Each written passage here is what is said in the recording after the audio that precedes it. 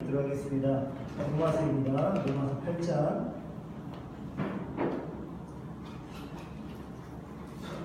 로마서 8장 26절에서 28절입니다. 다 같이 읽도록 하죠. 다 같이 읽도록 하겠습니다. 시작. 이와 같이 성령도 우리의 연약함을 도우시나니 우리는 마땅히 기도할 바를 알지 못하나 오직 성령이 말할 수 없는 탄식으로 우리를 위하여 친히 간구하시느니라. 마음을 살피시는 이가 성령의 생각을 아시나니 이는 성령이 하나님의 뜻대로 성도를 위하여 간구하시느니라. 우리가 알거니와 하나님을 사랑하는 자 곧 그의 뜻대로 부르심을 입은 자들에게는 모든 것이 합력하여 선을 이루느니라. 아멘. 네. 큐티 잘하고 계시죠? 어렵습니까? 쉽습니까? 아마 이사야서는 좀 아마 되게 읽을 때마다 뭐라 해야 되죠? 되게 우울해요. 지금 부분이 심판에 대한 부분이기 때문에 되게 우울하지만 하나님을 떠난 백성이 하나님의 결국에는 어떤 심판을 받는지 우리가 그것을 보고 있습니다. 그래서 우리가 그 말씀을 잘 이해했으면 좋겠습니다. 성경을 읽다 보면 마음을 참 어렵게 하는 사람들이 있어요. 우리로 하여금 마음을 어렵게 하는 사람들이 있는데 왜 어렵게 하느냐? 그들의 믿음이 너무나 훌륭해서 그 믿음을 지금의 내 믿음과 대조를 해보면 내가 너무 작아져. 그리고 마음이 어려워지고 내 신앙이 이렇게 가벼웠나? 라는 생각이 들 정도로 우리에게 어려움을 주는 그런 몇몇 사람들이 있습니다. 예를 들어서 믿음으로 100세의 아들을 얻은 아브라함이 있죠. 근데 그 아브라함이 또 믿음으로 하나님께 그 아들 이삭을 번제물로 바치지 않습니까? 그 믿음이 우리를 부담스럽게 만든다는 것이죠. 그리고 요셉은 어떻습니까?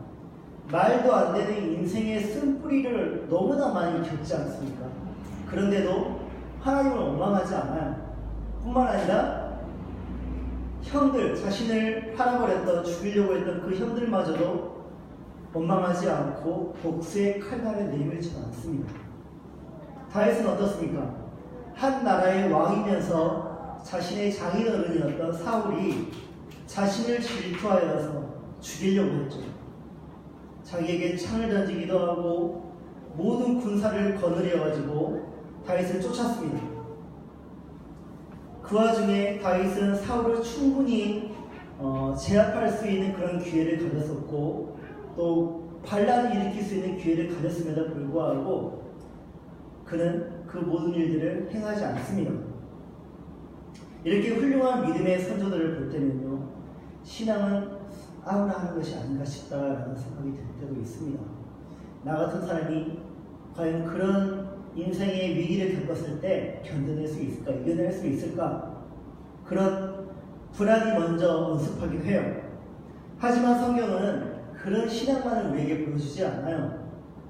우리의 인생과 너무나 닮은 여러 인생들을 또 보여주기도 합니다.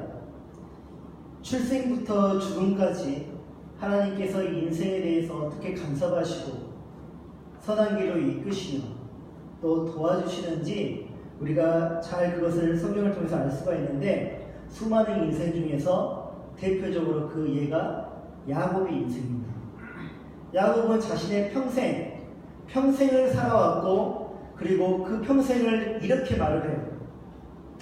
창세기 47장 9절에 나와 있는데 내 나그네의 길의 세월이 130년이니이다. 내 나이가 얼마 되지 못되니 우리 조상의 나그네 길의 용조에 미치지 못하나 험악한 세월을 보내었나이다. 그는 평생토록 하나님과 동행했던 사람입니다. 정말 하나님의 음성도 들으면서 그 이끄심에 순종했던 야곱인데 그 야곱이 그 평생을 살아오면서 하나님과 동행하면서 살아왔던 그 시절을 이야기하는 게 나그네의 인생길이었다. 그리고 험악한 인생이었다. 고 고백하고 있습니다. 자신의 삶을 그렇게 평가하고 있어요. 그가 왜 그와 같은 고백록을 남겼는지 그의 인생을 우리가 잠시 살펴보도록 하겠습니다. 이삭은 야곱의 아버지죠. 이삭은 나이 40세에 리브가를 아내로 맞이했습니다. 근데 그 아버지하고 약간 비슷한 그런 삶을 살아요. 그의 아버지 아브라함이 사라와 함께 살면서 아이를 낳지 못했잖아요. 근데 이삭도 그와 같은 일들이 일어나요. 리브가가 잉태하지 못하는 거예요. 그래서 그가 하나님께 간구를 합니다. 그래서 하나님이 그의 간구를 들어주시고 마침내 리브가가 임신을 해요. 근데 그 태 속에서 아이가 뛰어노는 것이 아니라 두 아이가 있어서 서로 치고받고 싸우는 겁니다. 그 안에서. 그래서 심각한 그런 일이 일어나니까 이삭이 하나님께 다시 이 일에 대해서 여쭈어 보는 겁니다. 그러자 하나님이 이 그의 질문에 대해 이렇게 답하시거든요. 두 국민이 내 태중에 있구나. 두 민족이 내 복중에서부터 나누이리라. 이 족속이 저 족속보다 강하겠고 큰 자가 어린 자를 섬기리라 하고 예언을 해주셨습니다. 말씀을 해주셨죠. 해산 기한이 차자 리브가가 아이를 낳았는데 쌍둥이를 낳았어요. 첫째는 온몸이 붉었습니다. 그래서 에서는 에돔이라는 나라의 시족이죠. 에서 강한 남성상을 가졌습니다. 둘째는 그 에서의 발꿈치를 잡고 나왔습니다. 그 안에서 먼저 나오려고 경쟁을 했다는 것을 의미해요. 그래서 발꿈치를 잡았다 해가지고 야곱이라는 이름을 지어줬습니다. 이 야곱은 여성상을 가졌어요. 에서는 좀 되게 와일드하다면 되게 야생이라고 한다면 야곱은 집에서 요리하는 걸 좋아합니다. 너무나 다르죠.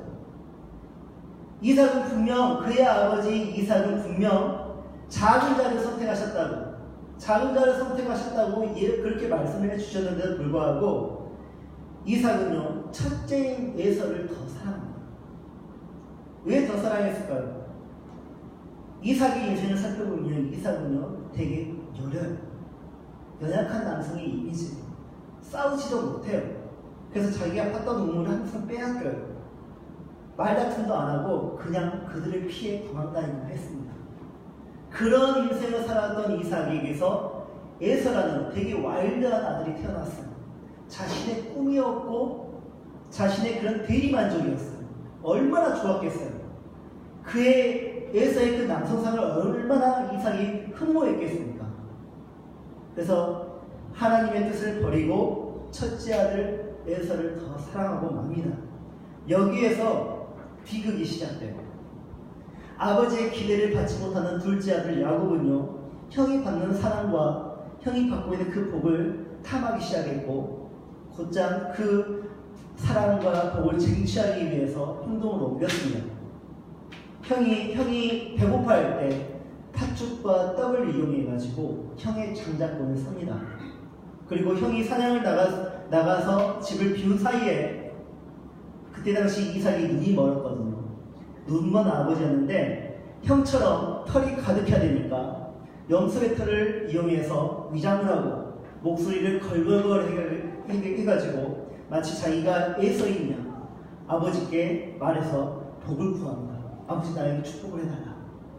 네가 에서가 맞느냐? 에서 맞다고. 만져보니까 에서가 맞거든요. 털도 있고 목소리도 걸걸걸하고. 그래서 그 자리에서 축복을 다 해줘요. 야곱이 형의 축복을 다 빼앗아가 버린 겁니다. 그 사실을 안 에서가 어떻게 했죠? 분노를 했습니다. 동생 야곱을 죽이려고 했어요. 어떻게 합니까? 야곱? 사랑하는 가족을 등지고 정말 평생 살아온 그 고향을 등지고 도망갈 수밖에 없었습니다. 어머니의 말대로 외삼촌 집에 가야 했어요. 외삼촌은 저기 멀리 있는 하란. 얼마나 먼 곳인지. 어린 야곱이 가기에는 너무나 먼 곳이었습니다. 그가 그렇게 하란으로 올라가고 있을 때 그가 광야의 한가운데서 돌을 베개 삼아서 그렇게 애처롭게 외로이 홀로 잡니다. 거기서 꿈을 꾸게 되는데 하나님이 거기에서 예언을 해주십니다. 계시를 해주십니다. 나는 여호와니 너의 조부 아브라함의 하나님이요 이삭의 하나님이라. 내가 누워있는 땅을 내가 너와 내 자손에게 주리니 내 자손이 땅의 티끌같이 되어 내가 서쪽과 동쪽과 북쪽과 남쪽으로 퍼져나갈지며 땅의 모든 족속이 너와 내 자손으로 말미암아 복을 받으리라. 내가 너와 함께 있어 내가 어디로 가든지 너를 지키며 너를 이끌어 이 땅으로 돌아오게 할지라. 내가 내게 허락한 것을 다 이루기까지 너를 떠나지 않으리라 하고 야곱에게 말씀하셨습니다. 이 하나님의 말씀을 받은, 이 계시를 받은 야곱이 얼마나 힘이 났겠습니까? 얼마나 큰 위로가 됐겠습니까? 그리고 하란으로 마침내 당도했습니다. 근데 분명 하나님 나에게 복을 주시길 원하셨다고 하는데 거기서 고난을 겪어요. 야곱이. 하란에서 마침내 만난 외삼촌 라반은 그를 매우 반겼죠. 근데 야곱을 보니까 탁월한 능력을 가지고 있어요.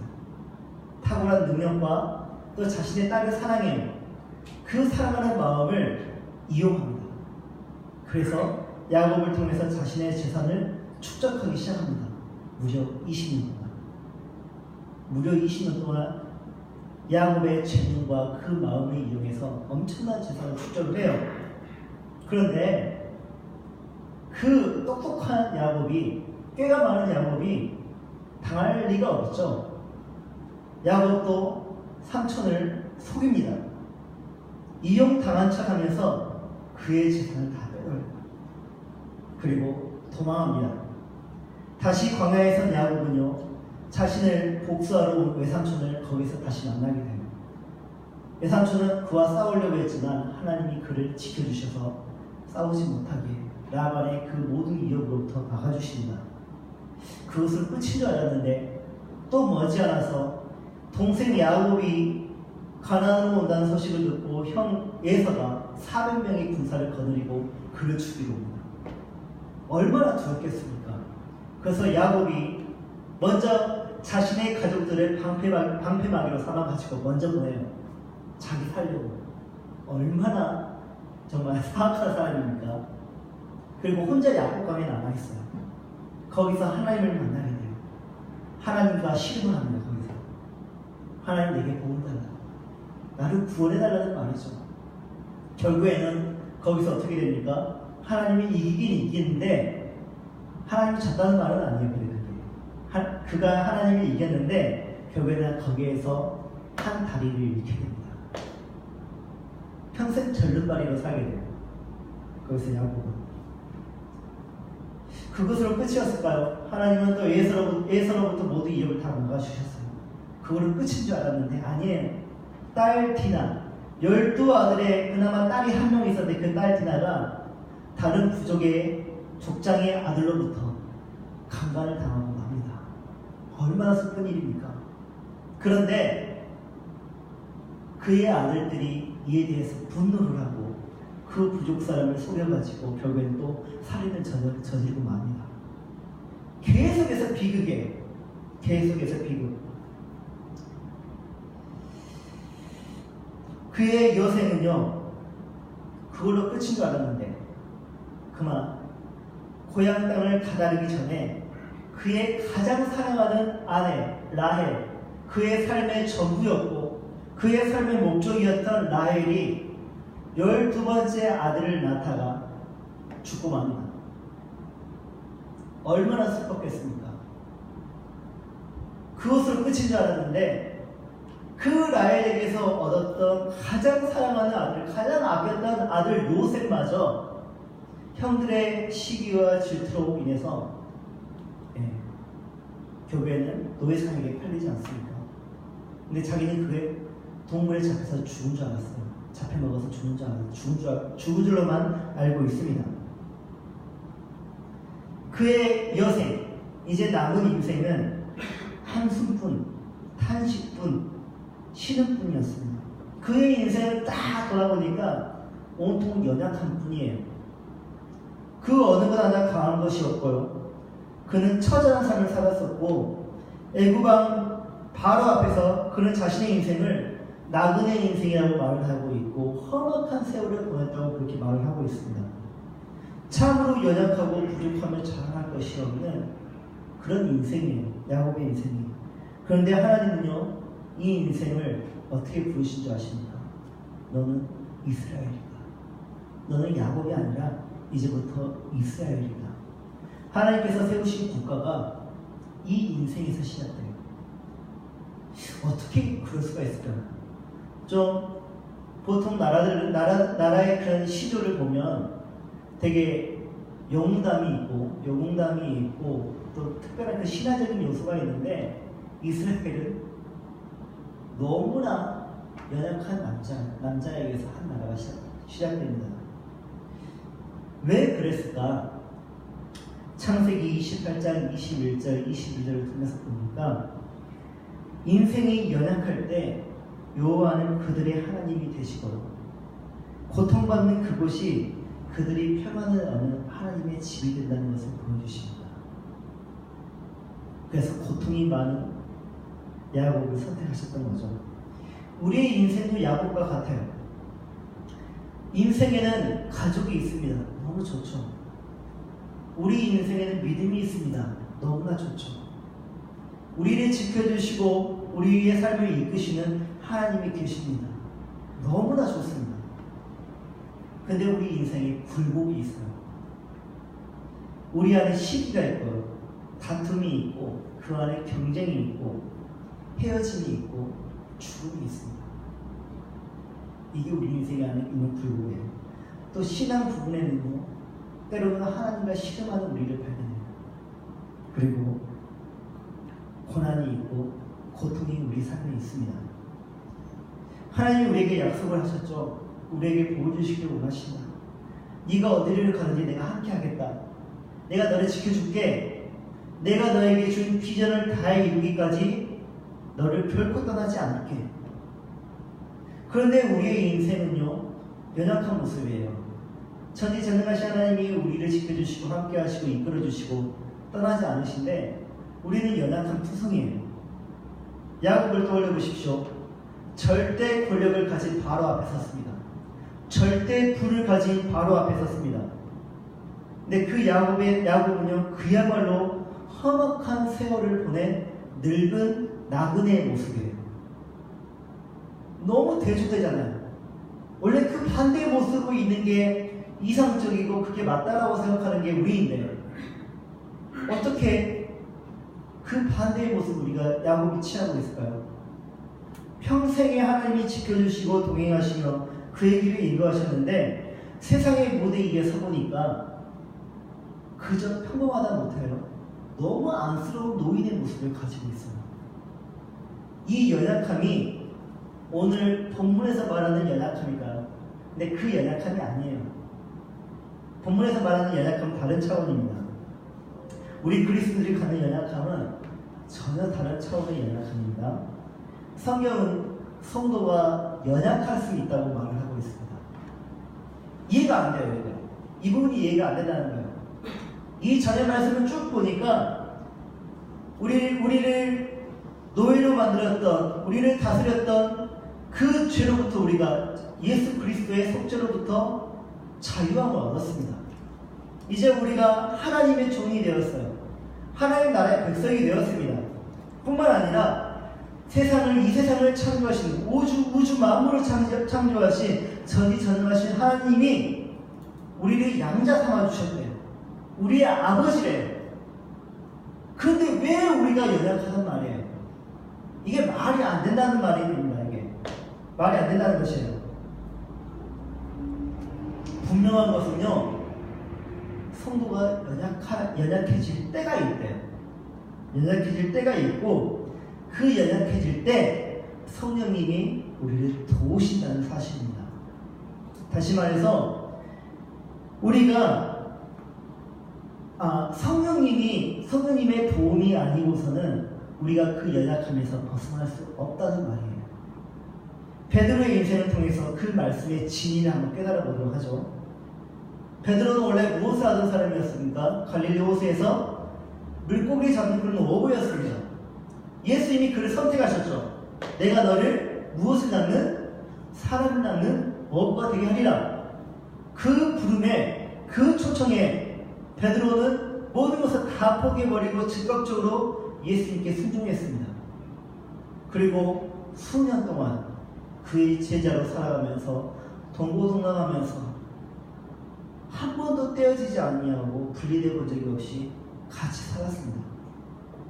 그 사이에 베드로는요, 훌륭한 제자로서 성장해 있었어요. 너무나 훌륭한 모습으로 성장해 있었고요.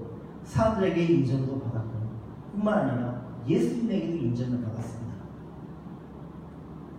하지만 그 예수님이 로마 군병에 붙잡히고 유대인 지도층들에게 고소를 당했을 때 그는 어떻게 했습니까? 예수님을 배신하고 도망해버렸죠. 그리고 저주까지 퍼부으면서 그분의 제자가 아니라고, 그의 제자가 아니라고 부인을 했습니다. 그 사건 이후로 그는 어떻게 됐습니까?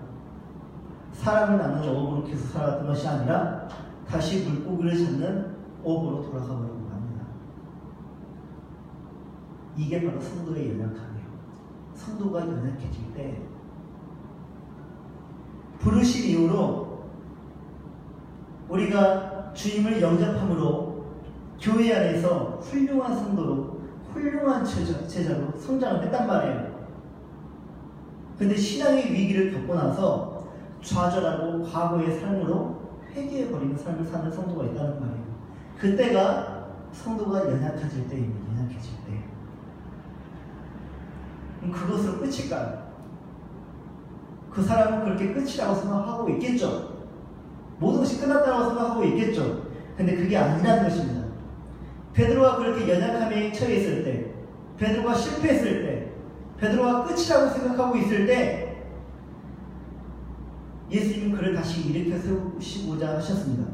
그래서 그를 만나셨고 그에게 음식을 먹이시고 그 다음에 다음과 같은 질문을 하십니다. 네가 나를 사랑하느냐? 네가 나를 사랑하느냐? 베드로가 이 질문에 대답하기가 너무나 민망했어. 자신은 예수님을 너무나 사랑하지만 지금도 사랑은 변하지 않았지만 그 예수님을 배신하고 도망했던 그 베드로는 예수님을 사랑한다고, 여전히 사랑한다고 고백하기가 너무 힘들어요. 우리 자신 그거 너무나 알지 않습니까? 우리가 교회를 큰 그런 제약에서 벗어나지 못해, 이기지 못해 교회를 떠나가지고 어려움에 처했을 때 사람들이 다시 신앙 시작해야지. 하나님 사랑하잖아. 예수님 사랑하잖아. 성도님들이 너를 얼마나 사랑하시는데 그렇게 말할 때 나도 돌아가고 싶죠. 나도 여전히 사랑하죠. 근데 그게 잘 안 된단 말이에요. 그런데 그때 베드로가 여전히 그 중심에 주님을 사랑하기에 그 마음이 확실하게 이렇게 고백합니다. 주님, 그러하나이다. 내가 주님을 사랑하는 줄 주님께서 잘 아시느니라. 그러자 주님은요, 그에게요 사명을 주셔요. 그러면 내 양을 치라. 내 양을 먹이라. 이후 베드로는요, 그 연약함을 다 떨쳐내고 다시 일어서서 주님의 제자로 살아갑니다. 그리고 그의 스승인 예수님보다 더 큰 일을 행하면서 복음을 전하는 사도가 됩니다. 이처럼 주님은 신앙의 실패 때문에 연약함에 처해 있는 성도를 가만두지 않아요. 직접 찾아오셔가지고 상담해 주시고요, 위로해 주시고 다시 일어설 수 있는 힘을 불어넣어 주십니다. 베드로에게 그리하셨던 것처럼 예수님은 자신의 영인 성령님을 우리에게 보내주셔서 같은 방식으로 우리를 상담해 주시고 위로해 주시고 다시 일어설 수 있는 그 힘을 불어넣어 주시면서 마지막으로 우리만이 감당할 수 있는, 우리만이 할 수 있는 사명을 우리에게 주시는 겁니다.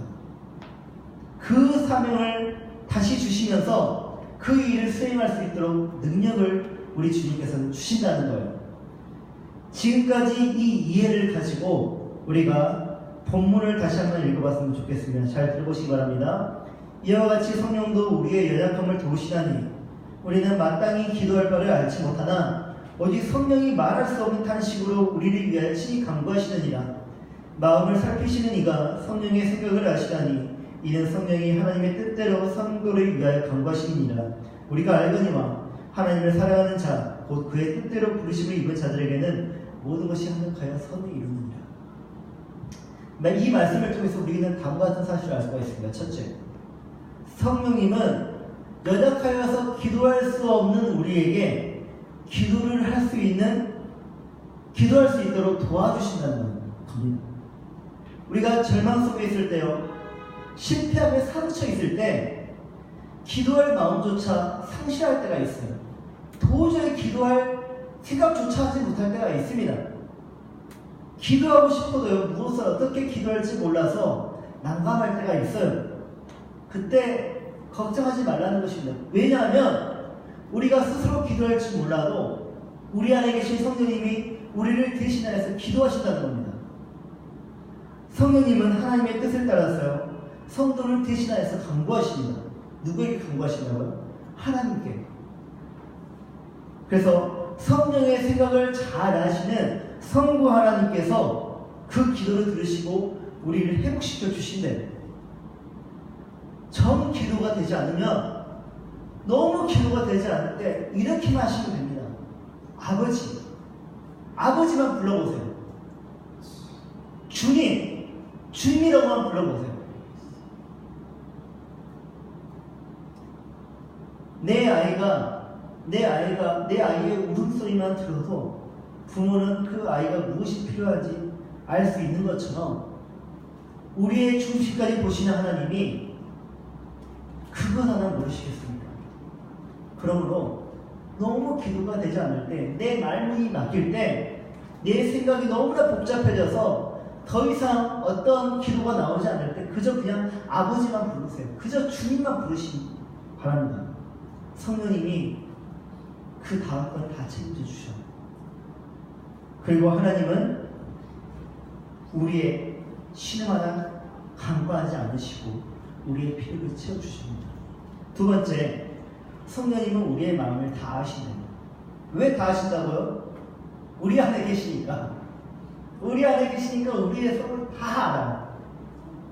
우리의 마음을 늘 살피시고 있어요. 감찰하고 계세요, 우리를. 그래서 우리는 성령님을 속일 수가 없어요. 하나님을 속일 수 없다는 말이에요. 이게 우리에게 솔직히 너무 부담이 돼요. 왠지 불행인 것처럼 들려요. 우리의 모든 것을 다 들춰보고 계시니까. 우리의 마음이 원하는 바가 죄악이라 할지라도 성령님은 그것을 용납하지 않기 때문에 우리는 그분의 보호를 받습니다. 그래서 우리 안에 계신 성령님이 불행이 아니라 너무나 좋은 거예요.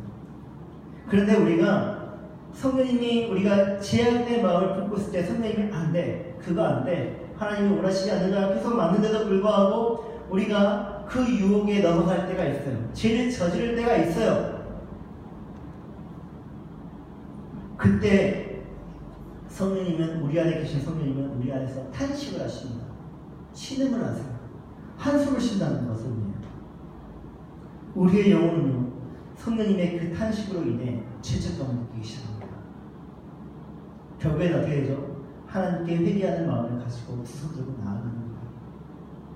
우리의 마음을 살피시는 성령님이 우리 안에 계시다는 것이 그만큼 우리에게 얼마나 큰 도움이 되는지 몰라요. 죄를 저지른 우리가 다시 일어설 수 있는 힘을 그분을 통해서 얻는 것입니다. 세 번째, 성령님이 우리에게 오심은 모든 것이 합력하여 선을 이루게 되는 인생을 살기 위해서랍니다. 아까 말했죠? 우리 그리스도인에게도 인생의 굴곡이 있다고. 인생의 허무함이 있고, 인생의 쉴 때가 있고, 좌절이 있고, 절망이 있고, 어려움이 있을 때가 있습니다. 그런데 하나님은, 성령님은 그것을 재료로 삼아서 선을 이루는 인생을 우리에게 선물을 하시네요. 지난 인생을 돌아보면요, 우리 인생에 얼마나 많은 실패가 있고 좌절이 있고 어려움이 있는지 모릅니다.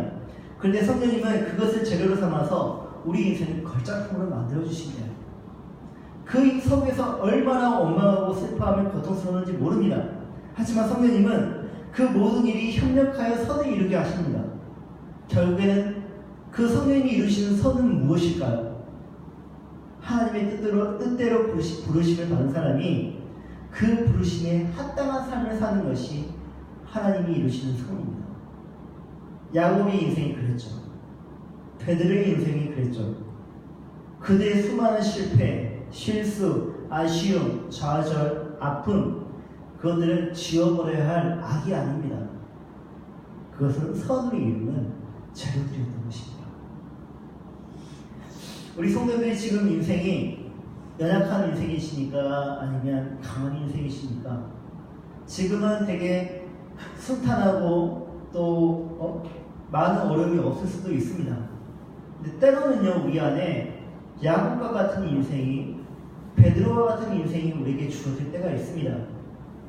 분명한 것은 하나님은 우리 성도님들을 통한 크고 놀라운 그런 일들을 계획하셨고 그 완성을 위해서 오늘도 우리 성도들을 지켜주시고 또 함께하고 계십니다. 그리고 그것을 다 이루기까지 결코 떠나지 않으시네요. 그러므로 내가 연약하다 해서, 내가 세상에서 실패하고 좌절했다 해서 그것이 끝이라고 생각하지 마십시오. 성령님이 여러분을 위해 기도하고 계시고요, 당신이 다시 일어설 수 있도록 도와주실 것입니다. 내 양을 치라, 내 양을 먹이라, 그 주인의 음성이 들릴 때까지, 그 사명이 내게 주어질 때까지 아버지, 주님이라고 계속해서 부르짖으십시오. 그 인생의 끝에 우리의 모습이 바로 앞에 선 야곱의 모습일 수도 있습니다. 그런데 너무 초췌했던 그 야곱이 세상 무대 위에서 너무나 험악한 세월을 보낸 늙은 노인의 모습에 있던 그 야곱이 그 바로를 어떻게 하시냐 하십니까? 축복을 합니다. 그에게는 전지전능하신 하나님이 그의 신이었기 때문에 바로는 그로부터 하나님의 축복을 받는 거예요. 그 바로로 축복하는 야곱처럼 우리도 하나님의 위대한 사역자로 세상의 무대 위에 설 수 있습니다. 우리는 기억해야 할 것이고 이것을 또 우리는 그 모습으로 기억될 것입니다. 아브라함의 하나님으로 기억될 것이고 이삭의 하나님으로 기억이 됐죠. 그리고 야곱의 하나님으로 기억됐죠. 그리고 마지막으로 여러분의 이름이 들어간 그 하나님의 이름이 될 것입니다. 바로 김영철의 하나님, 김상균의 하나님, 오태아의 하나님으로 기억되어야 할 것입니다. 인생의 그 끝에 믿음의 걸작품으로 기억되는 우리 성도님 되시길 바라고, 오늘 또 내 안에 계셔서 나를 위해서 기도하시는 그 성령님의 은혜를 잊지 마시고 멋진 인생을 우리가 살아갔으면 좋겠습니다. 할렐루야, 아멘. 이 말씀에 의지해서 다 같이 찬양하도록 하죠.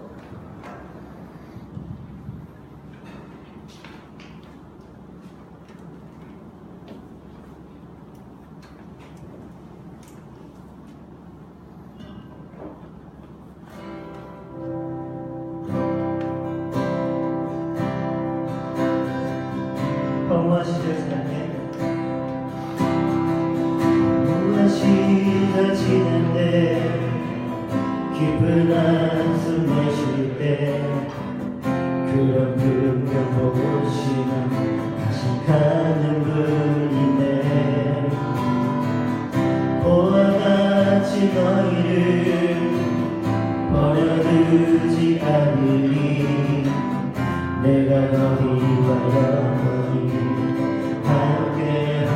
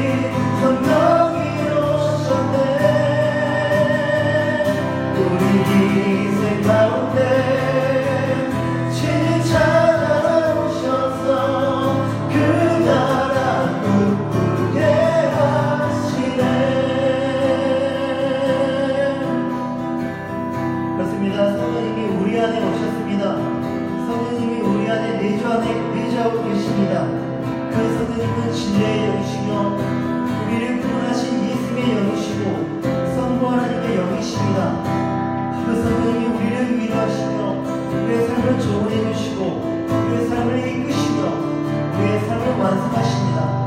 다시 성령님을 구하시며 성령님의 의지하는 영이 되게 해달라고, 오직 성령님의 인도하심에 순종하는 영이 되게 해달라고, 성령님의 그 음성에 인간이 반응할 수 있는 우리가 되게 해달라고, 우리 교회가 되게 해달라고 다시 간절히 기도합시다. 기도하겠습니다. 성령님 감사합니다.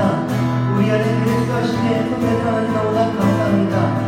하나님 아버지, 정말 우리가 죄를 저지를 때 우리를 위해서 타식하시는 그 성령님을 인하여서 우리가 회개하고 하나님께 다시 나아갈 수 있는 그 은혜를 받으시니 감사합니다.